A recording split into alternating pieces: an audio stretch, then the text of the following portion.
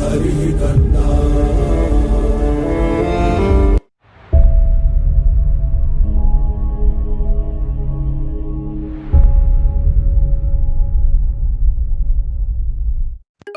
Now let's look into the Fisher's exact test.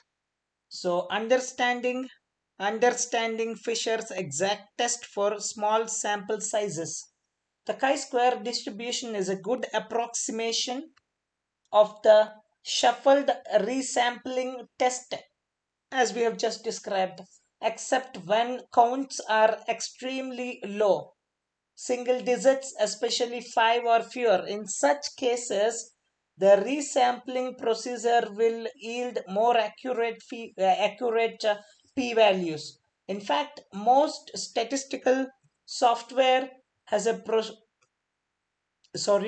has a procedure to actually enumerate all the possible rearrangements that can occur. So tabulate their frequencies and determine exactly how extreme the observed result is. And this is called Fisher's exact test after the great statistician R.A. Fisher. So that's what is about exact test. And if you want to I just want to give you more brief about that.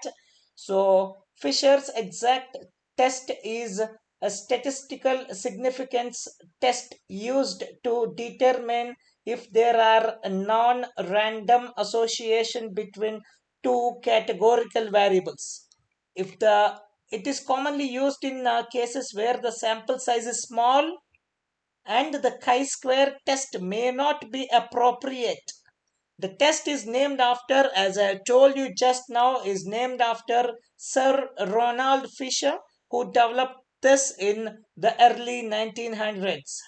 So the Fisher's exact test is used to determine the probability of observing a particular distribution of counts in a in a contingency table given the marginal totals of the data totals of the table. So it uses the hyper geometric distribution to calculate the exact probability of observing the distribution counts or a more extreme distribution. So assuming that the null hypotheses are true. So now, what's null hypothesis for Fisher's exact test? The null hypothesis of Fisher's exact test is that there is no association between the two categorical variables, while the alternative hypothesis is that there is an association. So now let's look into one example. So this one is Fisher's exact test. So let's take one contingency table with less number of counts, very few number of counts. Before we have used huge number of counts. You see that the counts are 100, 150, 50, 200, 300, 100. But now we are going to use single digit counts. Let's see how it goes. So let me import this. Let me import scipy dot stats as stats. Let's create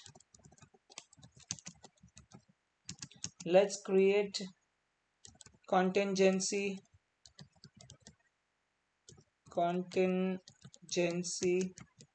table.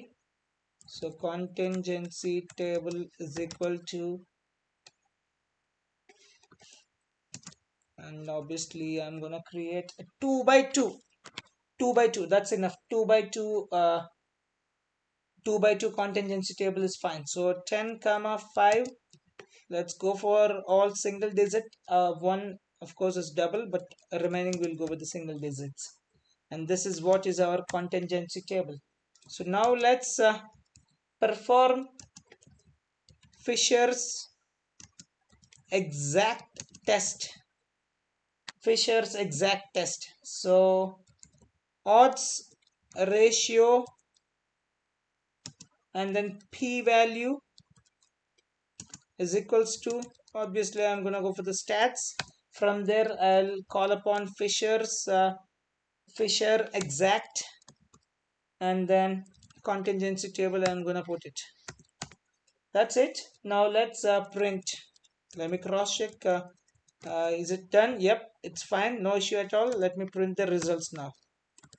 Let me print the results. So print odds ratio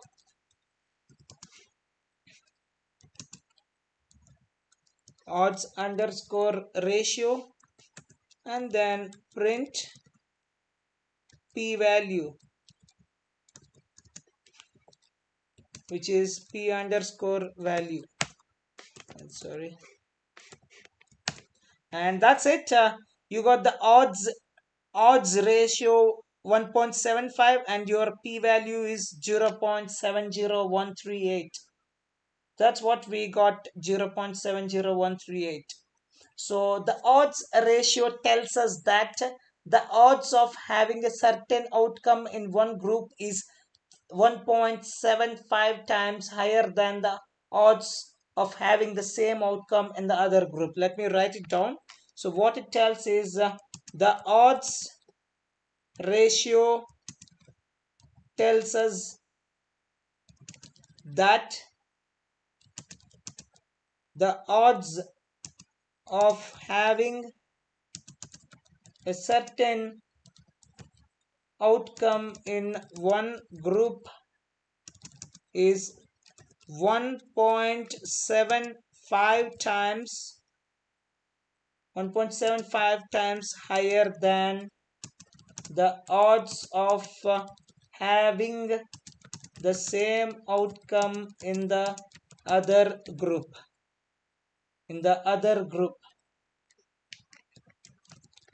And the p-value tells us that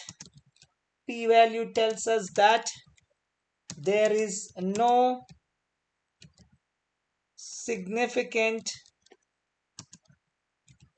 association between the two variables as the p-value is greater than the commonly used significance level of 0.05. So that's it. The p-value is 0.71. It's greater than the significance level 0.05. Hence, there is no significant association between the two variables. So we are humbly conforming and accepting, or we are humbly failed to reject the null hypothesis. So that's it about our Fisher exact test.